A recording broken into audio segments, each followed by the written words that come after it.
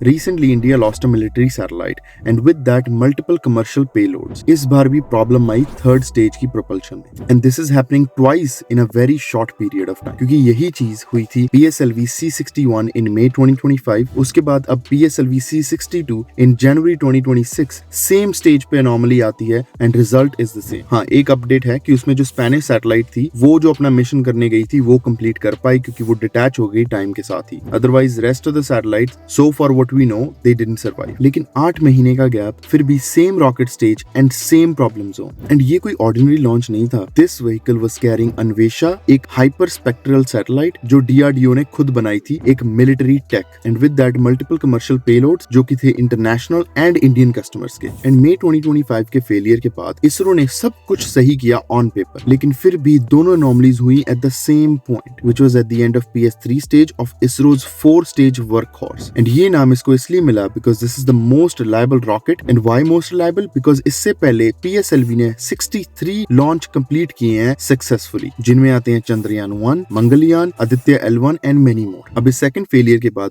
क्या हो सकता है उनको हम 3 एंगल से देखेंगे: geopolitical, economic and scientific progress. China हर दूसरे हफ्ते लॉन्च कर रहा है। SpaceX रिलायबिलिटी को एक नेक्स्ट लेवल पे लेके जा रहा है, लेकिन कॉस्टली भी है। And ISRO's PSLV was most reliable and affordable alternative for many small satellite customers. And in 2 failures का, वो भी इतने शॉर्ट पीरियड ऑफ टाइम में होने से, रेपुटेशन पे तो डेंट पड़ेगा। एंड अनदर एंगल इज कि पब्लिक टैक्स मनी की वजह से इसरो को फंड मिलता है, लेकिन उसी के साथ ही new space India limited launch slots को बेचती है ताकि कॉस्ट रिकवर हो सके एंड फ्यूचर मिशंस को फंड कर सके। So this failure means lost revenue and future potential contract cancellations as well. लेकिन इसका तीसरा एंगल ये है कि साइंस में failures are not the end of the world. In fact they are the data points to learn from, but the critical part is that you learn fast and improve fast. And ISRO definitely knows how to bounce back. Example के लिए चंद्रयान 2 का lander crash in 2019, but Chandrayaan 3 then finish the job. And ISRO analyse कर रहा है to find ये कोई manufacturing flaw था या कोई डिजाइन इशू था जो मिस हो गया या फिर टोटली समथिंग एल्स। एंड वैसे भी इंडिया का स्पेस प्रोग्राम कोई परफेक्शन पे नहीं बना, they were just persistent. And 63 successful PSLV के फ्लाइट्स सिर्फ 2 फेलियर से